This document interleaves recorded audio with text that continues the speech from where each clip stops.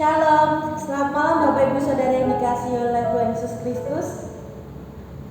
Tidak terasa, hari ini kita memasuki persekutuan doa yang terakhir dalam rangkaian bulan keluarga tahun 2020. Tema pada malam hari ini yaitu tentang kesehatan mental dalam keluarga. Untuk mendasari tema tersebut, kita mengambil dari Injil Matius pasal 11 ayat 28. Mari Bapak Ibu Saudara, kita mulai persekutuan kita dengan menyanyikan dari PKJ 216 bait 1 sampai dengan 2. Berlimpah sukacita di hatiku.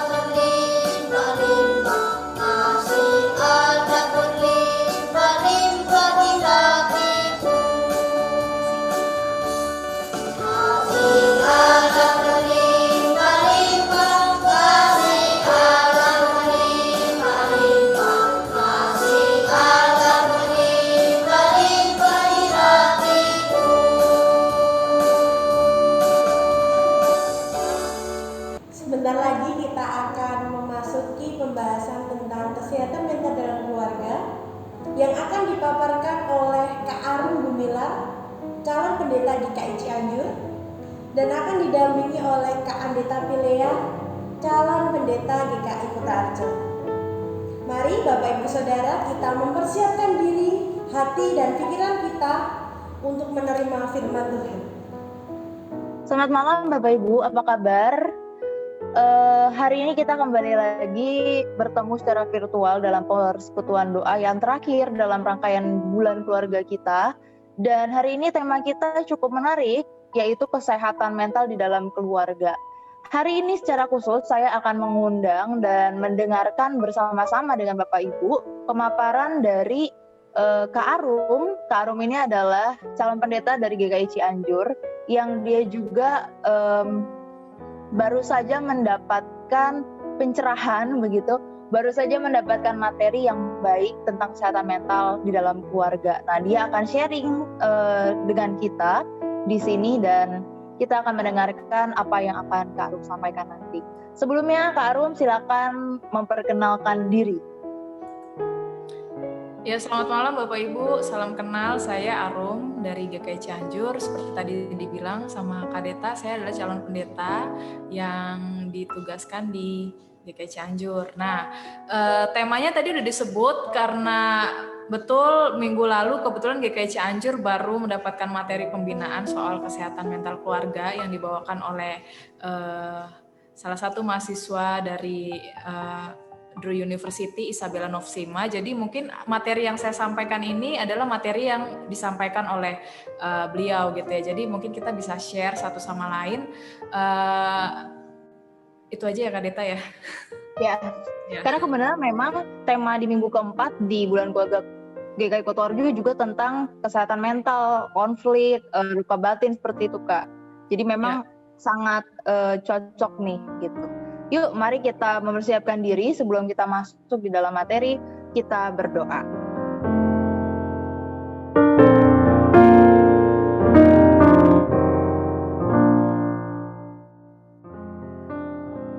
Tuhan yang begitu baik, bagi kami semua, saat ini kami menyerahkan diri kami untuk Tuhan ingatkan, untuk Tuhan ajar di dalam persekutuan doa pada malam ini. Biarlah Roh Kudus memampukan kami tidak hanya mengikuti dan mendengar, namun kami dapat setia menjadi pelaku-pelaku firman Tuhan dalam keseharian kami. Dalam Kristus kami berdoa. Amin. Jadi memang Kak Deta, soal kesehatan mental dalam keluarga ini tadi saya bilang akan selalu dekat dengan kehidupan keluarga. Apalagi di situasi pandemi ini nih, kalau kita perhatikan ya, banyak sekali hal-hal kehidupan kita yang berubah 180 derajat gitu ya, dari pekerjaan, dari relasi, begitu terus dari yang paling utama sih relasi dalam kehidupan keluarga ya. Ketika masalah perekonomian datang, ketika pekerjaan harus hilang, kemudian ketika terjadi perjumpaan secara intens di dalam kehidupan keluarga tanpa disadari, itu baik, tapi ada juga yang justru banyak keluarga yang tidak siap dengan kondisi-kondisi seperti ini gitu ya. Nah, menariknya tuh Kak Deta, pas saya sebulan yang lalu mungkin ya, saya cukup kaget gitu ketika di situasi pandemi ini, di mana sebetulnya keluarga bisa harus saling menguatkan gitu satu sama lain.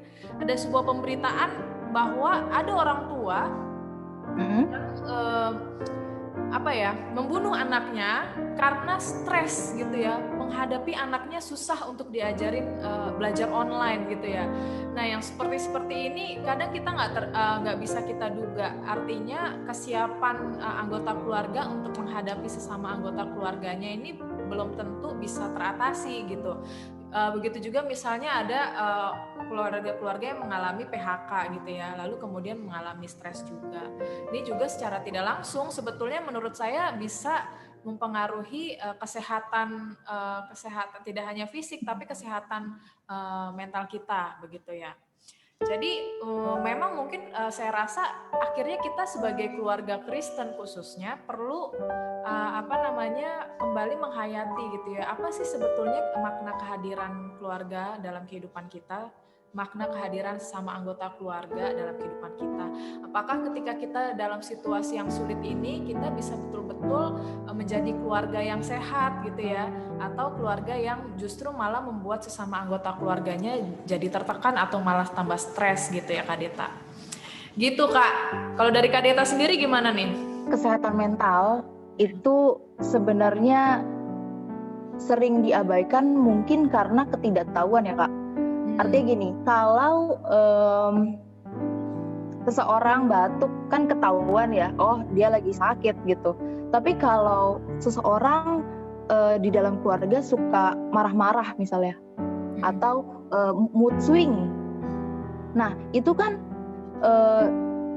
jarang orang yang langsung ngeh bahwa wah ada sesuatu nih dengan kesehatan psikisnya, atau ada sesuatu dengan apa. Biasanya justru ketika ada perilaku yang tidak menyenangkan dari anggota keluarga, kita langsung ngejudge, oh dia orang yang menyebalkan, dan kemudian dia makin ditekan gitu. Ketika itu terjadi pada anak, maka si anak ya lebih sering dimarahin, lebih sering dicuekin mungkin kayak gitu ya. Jadi tidak selesai. Makanya tadi kalau kata Kak Arum bilang bahwa kesehatan mental dalam keluarga itu kayak di kasus tadi, tiba-tiba ada orang tua membunuh anaknya karena kayak gitu ya, karena ketidaktahuan banyak orang tentang kesehatan mental.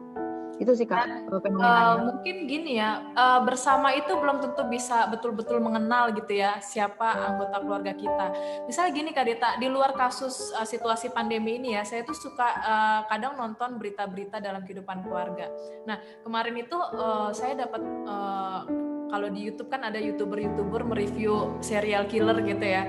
Nah, terus ada satu kasus gitu ya, sebenarnya itu di luar negeri gitu.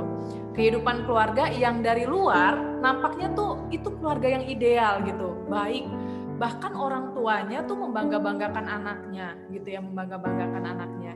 Nah kemudian tetangga melihat bahwa oh ini keluarga oke banget nih, keluarga ini sehat karena semua relasi kelihatannya oke, nampak di depan baik-baik aja. Tapi ternyata Kak Deta ketika pada satu momen itu ternyata tidak baik-baik aja, karena karena dalam perjalanan relasinya keluarga ini tidak punya kedekatan untuk bisa saling mengenal. Anaknya anak yang sangat tertutup gitu ya, anak yang tertutup, lalu relasi antara anak dan orang tua nampaknya sangat posesif gitu, maksudnya mengontrol sekali orang tuanya gitu ya kepada anaknya. Dan sampai satu momen ketika anaknya memutuskan untuk membunuh orang tuanya dan kakaknya sendiri gitu ya. Itu ketika di sidang ditanya kenapa melakukan itu, karena dia tertekan gitu ya, karena dia merasa dia sendirian, hidupnya sangat dikontrol gitu ya. Terus kemudian orang tuanya tidak berusaha untuk mendengarkan apa yang dia rasakan. Nah ini yang kemudian akhirnya tadi yang seperti Kak Deta bilang, ketidaktahuan itu justru muncul gitu loh dari orang-orang yang setiap harinya kita jalani bersama-sama. Nah lalu mungkin perlu akhirnya di sini kita masuk gitu ya, apa sih keluarga yang sehat dan keluarga yang tidak sehat. Kalau sekarang itu dikenalnya istilah toksik dan keluarga sehat gitu ya. Nah, Bapak Ibu, ini saya mau membagikan perbedaan-perbedaannya berdasarkan materi yang waktu minggu lalu GKI Cianjur dapatkan dari pembinaan kesehatan mental. Mungkin Bapak Ibu juga bisa merefleksikan ini untuk bisa tahu kira-kira keluarga Bapak Ibu dan kita sekalian ini ada di posisi yang mana nih? Keluarga sehatkah atau keluarga toksik gitu ya? Keluarga toksik itu maksudnya keluarga yang tidak sehat begitu ya Bapak Ibu ya? Nah, saya mulai dari keluarga yang kurang sehat gitu ya, tidak sehat.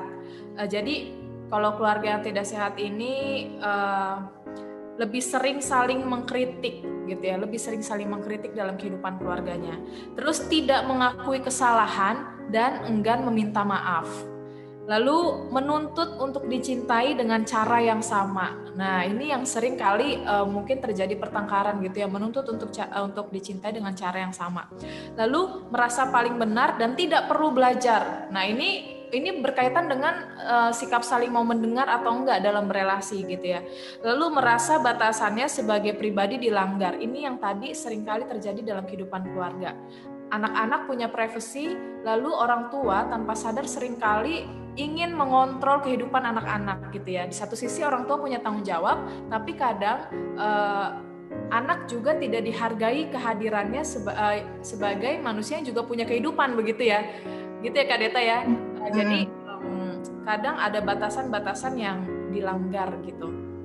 Lalu melakukan kekerasan fisik, verbal, seksual, mental, dan finansial gitu. Ini juga sering terjadi ketika misalnya anak sudah beranjak dewasa terus belum bekerja. Lalu kadang orang tua merasa bahwa kamu udah kuliah tinggi-tinggi gitu ya, terus kapan bekerja, lalu mentalnya juga ditekan juga, kamu sampai sekarang belum punya pasangan, kapan nih gitu kan. Atau kebalikannya, ketika orang tua sudah lanjut usia, anak-anak sudah punya kehidupan, lalu anak-anak meninggalkan orang tua gitu loh. Orang tua akhirnya merasa sendiri, dia tidak ada teman bercerita, akhirnya banyak akhirnya relasi dalam kehidupan keluarga ada bolong-bolongnya gitu ya, karena tidak saling memperhatikan satu sama lain. Nah itu tadi beberapa aspek soal keluarga yang toksik gitu ya, atau beracun, tidak sehat gitu. Lalu yang kedua itu keluarga yang sehat. Keluarga yang sehat itu ya saling mengapresiasi gitu ya, apapun yang dilakukan. Ketika dalam setiap anggota keluarga berusaha untuk bisa menghidupi keluarga, kita berusaha juga untuk mengapresiasi apa yang sudah dilakukan gitu ya. Lalu mengakui kesalahan dan mau minta maaf gitu. Ini yang kadang dalam kehidupan keluarga sulit untuk dibangun gitu ya. Ketika terjadi kesalahan, ketika terjadi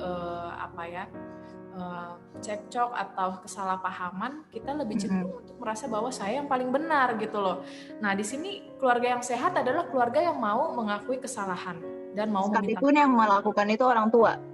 Iya. Dan anak pun juga sebetulnya harus dengan Iya, baik orang tua dengan rendah hati mau mengakui kesalahan dan meminta maaf, begitupun juga anak gitu ya.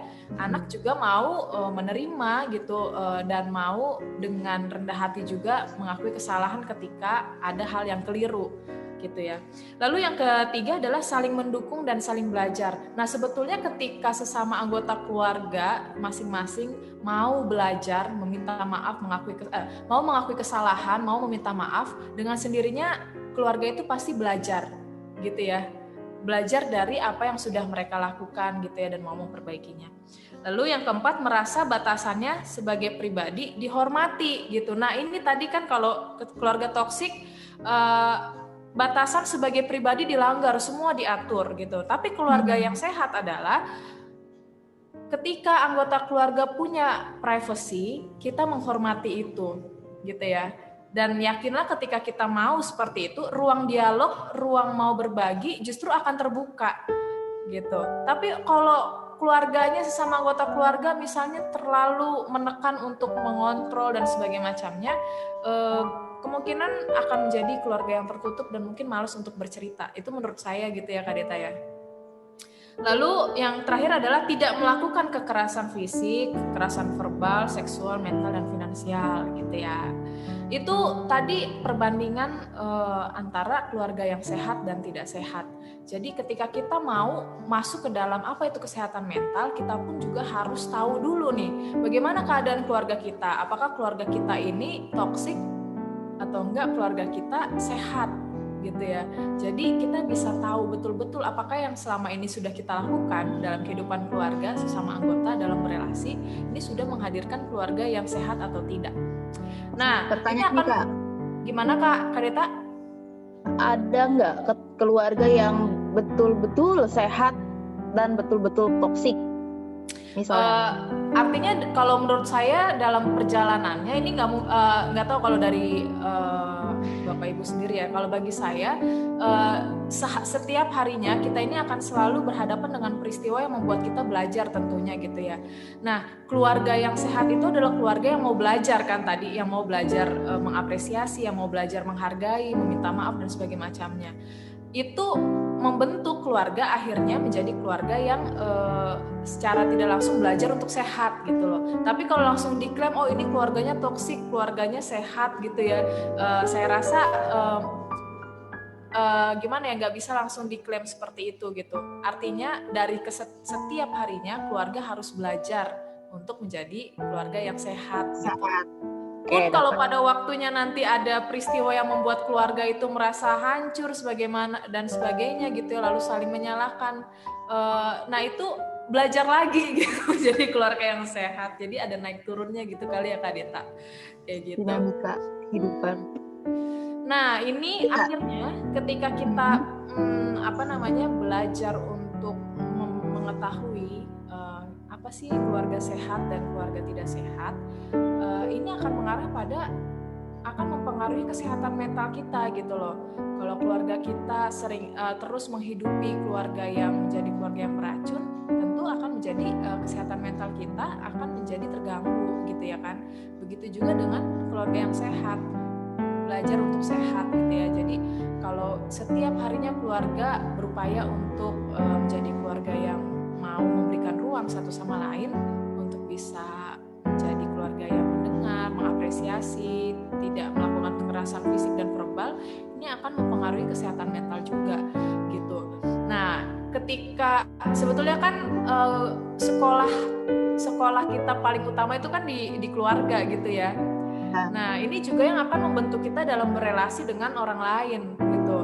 Bagaimana keluarga kita menjadi keluarga yang sehat, menjadi orang yang sehat kalau dari keluarga kita dibentuk menjadi keluarga yang tidak sehat. Itu kan sulit. Jadi ketika kita udah bisa membedakan apa itu keluarga toksik dan sehat, disinilah kita bisa mengartikan apa itu kesehatan mental. Jadi kesehatan mental itu adalah situasi perasaan kita yang merasa ingin hidup gitu ya, merasa ingin hidup, merasa bahagia gitu, cukup gitu, lalu merasa hidup bermakna dan punya tujuan, lalu merasa memiliki relasi yang baik dan saling mendukung tadi, lalu merasa diinginkan, merasa dicintai, merasa diberi ruang untuk berekspresi tanpa tekanan tentunya gitu ya, merasa batasannya sebagai pribadi dihormati. Jadi ketika perasaan-perasaan itu muncul, yakinlah bahwa kesehatan mental kita itu sebetulnya terjaga gitu. Dan ini sebetulnya sangat penting Bapak Ibu, artinya ketika dalam relasi setiap harinya Bapak Ibu merasa, aduh saya nggak pernah kayaknya dihargai gitu ya, aduh saya kayaknya nggak pernah nih didengarkan apa yang ingin saya utarakan, atau kenapa sih saya harus hidup di keluarga ini gitu ya, udahlah kenapa sih keluarga lain lebih keren daripada keluarga saya. Nah itu udah mengindikasikan bahwa mungkin kesehatan mental kita terganggu gitu ya. Maksudnya karena ada tekanan-tekanan yang nggak sesuai dengan realitas yang kita hadapi. Begitu Kak Deta. Satu pertanyaan ya buat Kak Arum. Kita kan sekarang juga dalam masa bulan keluarga, dan itu menunjukkan bagaimana GKI sangat concern terhadap kehidupan berkeluarga. Bagaimana, nih pertanyaannya, bagaimana kekristenan itu memandang kesehatan mental juga perlu gitu? Apa ada ayat Alkitabnya atau ada ajaran Yesus tentang kesehatan mental, atau bagaimana menurut Kak Arum? Iya, tentu kalau dari awal kan kita sebagai keluarga, bahkan dalam hukum Taurat dibilang hormatilah ayah dan ibumu gitu ya. Terus dalam perjanjian baru juga gitu ya.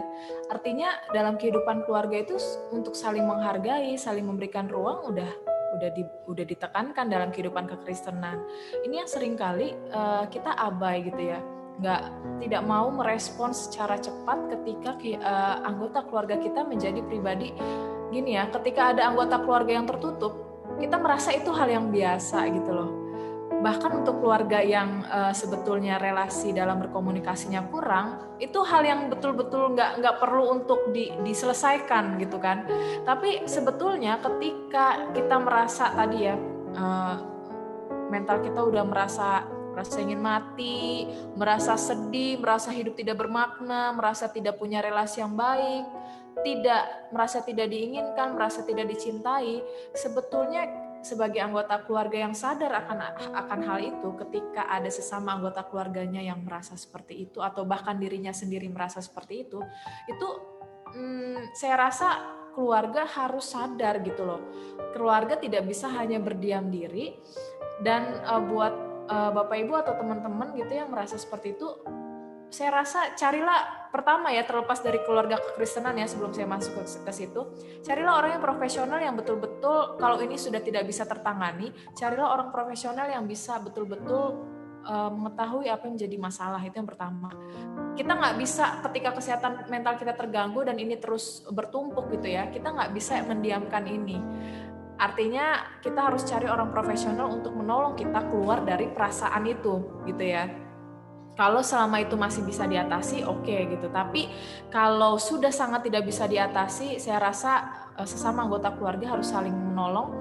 Apalagi kalau memang udah betul-betul harus dibawa ke orang profesional, itu perlu saya rasa gitu ya. Nah, lalu pertanyaannya gimana relasinya gitu ya, korelasi dengan kehidupan kekristenan? Tentu ada gitu ya Kak Deta. Pertama, kita diciptakan menurut gambar dan rupa Allah gitu ya sebagai manusia. Allah menciptakan kita baik. Allah kita menciptakan baik, bukan sempurna. Memang tidak ada keluarga yang sempurna, tapi kita diajarkan untuk menjadi keluarga yang baik adanya, menjadi keluarga yang bisa saling memperlengkapi satu sama lain gitu ya. Lalu yang kedua, ketika anggota keluarga Bapak Ibu atau Bapak Ibu sendiri, teman-teman sendiri mengalami depresi atau kondisi mental lainnya, jangan menganggap itu adalah sebuah dosa gitu loh. Tapi itu adalah kondisi yang memang harus segera disembuhkan. Kadang ketika kita merasa bahwa, aduh kenapa ya saya nggak dihargai, jangan-jangan ini adalah dosa saya. Gitu, maksudnya itu harus segera disembuhkan secara profesional. Lalu kita tahu bahwa kita mengimani Allah Trinitas, Allah yang Allah yang tidak bisa terpisahkan satu sama lain, gitu ya. Relasinya baik dari Allah Trinitas dan seluruh ciptaan. Relasi yang saling mencintai dan merangkul. Nah, sudahkah ini hidup dalam kehidupan keluarga? Gitu ya. Kalau kita mengimani bahwa Allah Trinitas adalah Allah yang mencintai, Allah yang merangkul, ini pun seharusnya juga kita aplikasikan dalam kehidupan keluarga. Keluarga yang mau mencintai, keluarga yang mau merangkul, seperti Allah yang juga selalu merangkul dan mencintai kehidupan kita, gitu ya. Lalu kita dalam kehidupan kekristenan kita di Alkitab itu banyak sekali tindakan-tindakan kekerasan yang menghadirkan trauma, peperangan gitu ya, pemerkosaan, pengkhianatan gitu ya. Nah, yang seperti ini perlu dicegah gitu ya. Jangan disembunyikan gitu. Nah, seringkali ketika kita mengalami kekerasan gitu ya, entah itu verbal atau entah sampai mungkin kekerasan seksual, maaf gitu ya. Kita merasa ini adalah hal yang harus kita tutupi gitu. Ini adalah hal yang tidak bisa diungkapkan, tapi belajarlah bahwa itu sudah di Alkitab pun itu terjadi gitu ya. Itu ada dan kita diajarkan untuk berani nggak kita mengungkapkan ini supaya kehidupan kita ini menjadi baik gitu ya. Gitu. Lalu yang terakhir adalah Allah berpihak kepada mereka yang menjadi korban. Yakinlah ketika kita mengalami situasi-situasi yang membuat kesehatan mental kita terganggu dalam kehidupan keluarga, Allah juga turut merasakan itu gitu. Lalu dan Allah juga ikut berproses dalam pemulihan kita. Nah, pertanyaannya, mau nggak kita terbuka dalam situasi-situasi seperti itu? Ini menarik nih Kak Deta, ketika kita tahu terjadi kekerasan yang membuat kita trauma, kita menutupinya. Akhirnya ini membuat kita menjadi orang yang memiliki mental terganggu gitu ya, sensitif, emosional gitu ya, tertutup, tidak bisa mengungkapkan apa yang dirasakan. Nah, kita dalam kehidupan kekristenan sebetulnya diajarkan untuk mau terbuka terhadap keluarga yang sudah Tuhan berikan dalam kehidupan kita. Nah, gitu sih Kak. Berarti Kak Rum, ketika kita mau menjadi keluarga Kristen yang meneladan Kristus, sebenarnya ini kan juga bicara tentang bagaimana kita menyadari kondisi anggota keluarga yang lain, termasuk kesehatan mentalnya, begitu, saling menghargai, yang tadi saling terbuka. Nah, bagaimana anak bisa terbuka dengan orang tua ketika suasana tidak diciptakan menyenangkan seperti itu, atau sebaliknya gitu, bagaimana orang tua bisa adem di rumah kalau nih anak kelakuannya mancing-mancing keributan terus misalnya kayak gitu. Jadi selalu ada ketersalingan di dalamnya. Nah, itulah yang kemudian menjadi usaha kita bersama gitu. Bagaimana kita bisa sama-sama menciptakan rumah yang nyaman bagi setiap anggota keluarga. Ya, makanya ada sebuah istilah tuh yang menarik ya, istilah yang sering kita dengar kan home sweet home gitu ya, bukan house sweet house gitu. Home sweet home itu bukan cuma sekedar gedungnya, bangunan rumahnya, tapi relasi yang tercipta gitu ya. Kalau dalam rumah itu relasinya betul-betul menghadirkan situasi yang toksik, kayak tadi saya bilang gitu ya, yakinlah bahwa home sweet home itu tidak ada gitu ya, merasa ingin pulang ke rumah tuh tidak ada gitu. Makanya perlu banget kesadaran bahwa memberikan ruang kepada sesama anggota keluarga untuk bisa saling mendengar gitu ya, itu perlu, karena ketika kita mau mendengar satu sama lain, dengan sendirinya kita juga akan mau mengatakan apa yang sedang kita rasakan gitu ya, apa yang kita tidak sukai, apa yang kita apresiasi gitu-gitu dan sebagainya macamnya Kak. Nah, lalu pertanyaannya, bagaimana jadi keluarga yang sehat secara mental? Seperti yang tadi saya bilang, perjalanan kehidupan keluarga itu tidak ada yang statis gitu ya. Lewat peristiwa-peristiwa yang kita lalui, itu akan membentuk kita dalam perjalanan kehidupan keluarga untuk bisa bertahan menjadi keluarga yang belajar untuk sehat atau tidak. Idealnya kita berharap jadi keluarga yang sehat secara mental, kan begitu ya. Lalu bagaimana? Pertama, memberikan ruang untuk mengolah rasa dan berpikir gitu ya. Ini jadi poin yang penting ketika menjalani kehidupan berelasi. Adakah ruang bagi kita untuk merasakan, untuk berpikir terhadap apa yang sedang terjadi dalam kehidupan keluarga? Nah, tadi keluarga yang toksik adalah ketika privasi batasan-batasan itu dilanggar. Nah, seringkali ini yang kita tidak perhatikan. Kita merasa bahwa kita perlu mengontrol kehidupan keluarga kita sedemikian rupa, tapi kita lupa bahwa kehidupan keluarga kita perlu kita hargai perasaannya gitu ya, pikirannya gitu. Jadi harus ada ruang untuk mengolah rasa dan berpikir. Nah, ketika terjadi ruang itu gitu ya, kita akan bisa mengutarakan perasaan kecewa kita, perasaan marah, perasaan kesepian gitu ya, perasaan merasa ditinggalkan gitu ya, dan sebagainya dengan lebih tenang gitu ya, tidak marah-marah. Karena apa? Kita sudah diberikan ruang untuk berpikir dan merasakan tadi. Lalu yang ketiga, mendengarkan itu bukan untuk menjawab tapi memahami gitu. Ini yang seringkali ketika kita mau mendengarkan dalam kehidupan keluarga, kita dituntut seakan-akan kita menjawab gitu apa yang kita dengarkan. Bukan itu, tapi kita diajak untuk memahami apa yang dirasakan gitu. Lalu menghargai batasan setiap orang, tadi udah kita singgung berapa kali. Lalu memberikan apresiasi gitu ya, apresiasi pada setiap pertolongan, pencapaian, dan apa yang sudah dilakukan usaha apa yang sudah dilakukan setiap anggota keluarga. Ini perlu.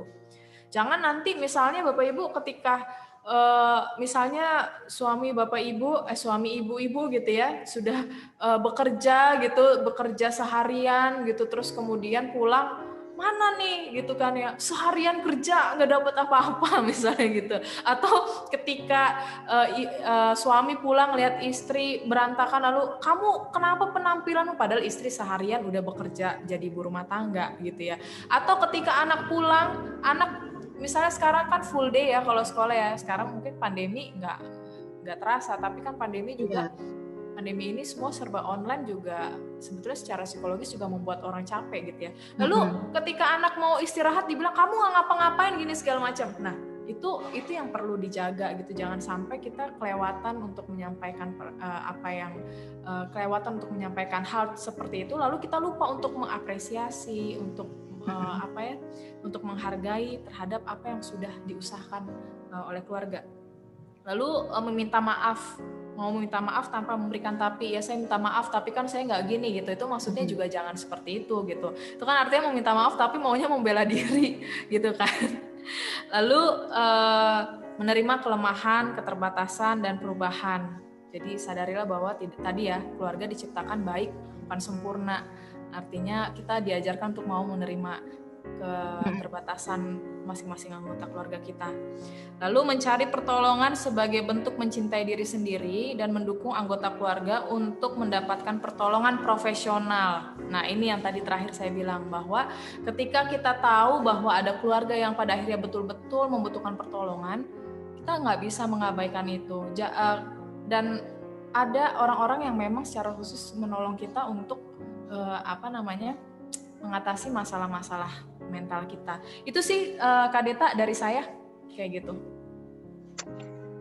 Oke. Secara teologis Bapak Ibu, ketika Tuhan Yesus bilang, "Marilah kepadaku semua yang letih lesu dan berbeban berat," menurut saya itu adalah kalimat yang juga perlu kita renungkan sebagai anggota keluarga. Ketika kita bisa menyerahkan diri kita kepada Allah, kemudian kita juga mau menyediakan diri kita untuk keluarga kita, sehingga setiap orang tidak pernah merasa sendiri. Setiap orang merasa saya punya Allah yang selalu hadir, dan saya juga punya keluarga yang bisa saya lihat sebagai tumpuan bagi saya ketika saya merasa lelah.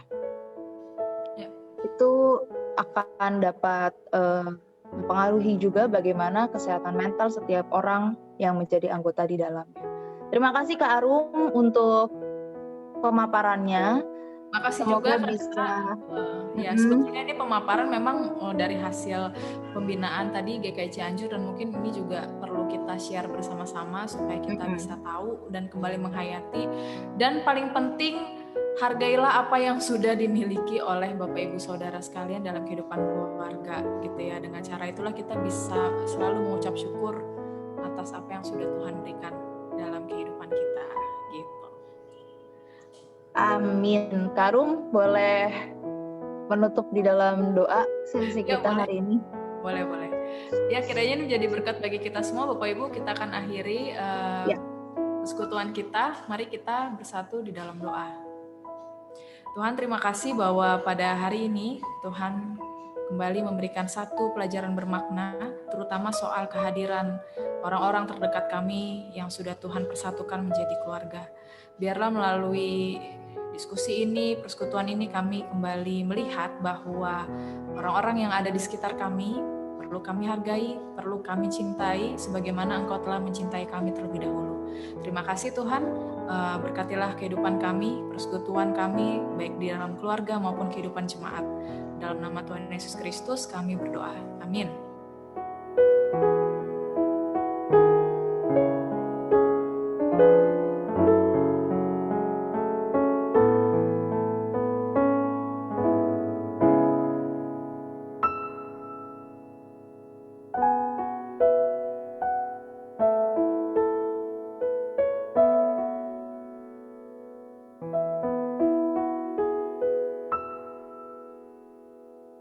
Terima kasih saya ucapkan kepada Kak Arum dan Kak Andeta yang sudah menyampaikan firman Tuhan pada malam hari ini. Kiranya firman yang kita dengarkan bersama dapat kami terapkan dalam kehidupan berkeluarga sehari-hari. Akhir kata, saya mengucapkan selamat berjuang dan tetaplah setia mengikut Tuhan Yesus Kristus bersama keluarga kita. Sampai ketemu dalam ibadah bulan keluarga tahun depan, tahun 2021 bersama saya, Agnes Yulenawati. Selamat malam, Tuhan Yesus memberkati. Shalom.